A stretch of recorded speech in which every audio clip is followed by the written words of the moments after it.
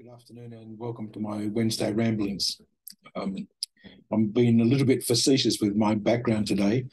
It's a scene from St. Joseph's Church School looking across the road at Queenstown, and it's the aftermath of a fairly heavy hailstorm.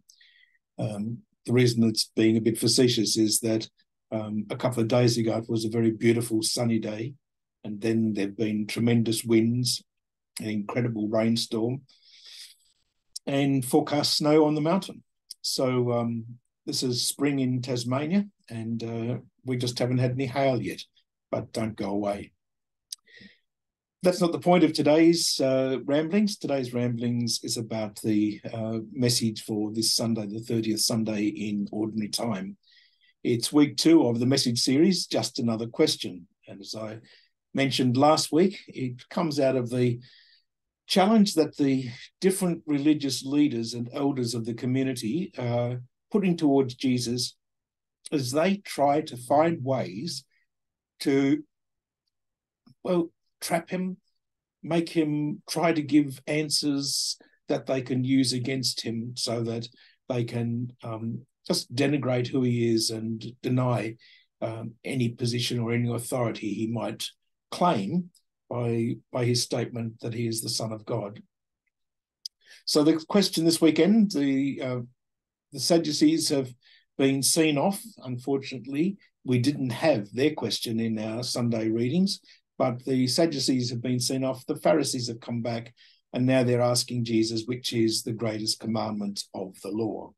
Now, we know that over time, the Mosaic law had grown to suggest that there was something like 613 laws. So which was the greatest?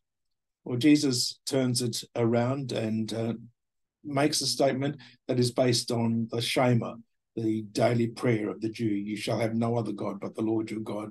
You must love with all your heart, your soul, and your mind. But then he takes another passage, which is from the book of Leviticus, and he reminds them that they are to treat their neighbour as themselves. So we see a little bit of that in the book of Exodus, our first reading this weekend.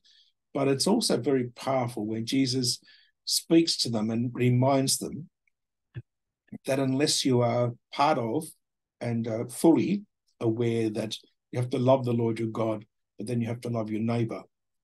A little bit later in John's Gospel, that gets changed, perhaps not changed so much, but taken a slight step further as Jesus tells them, as I have loved you. So there's a little bit extra in John, but this is where it is. It's love God and love your neighbour.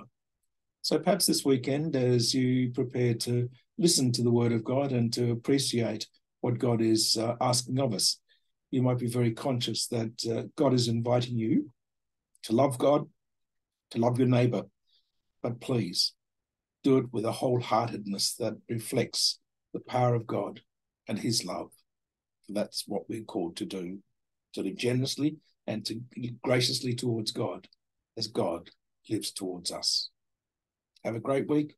Look forward to seeing you next time on my Wednesday ramblings.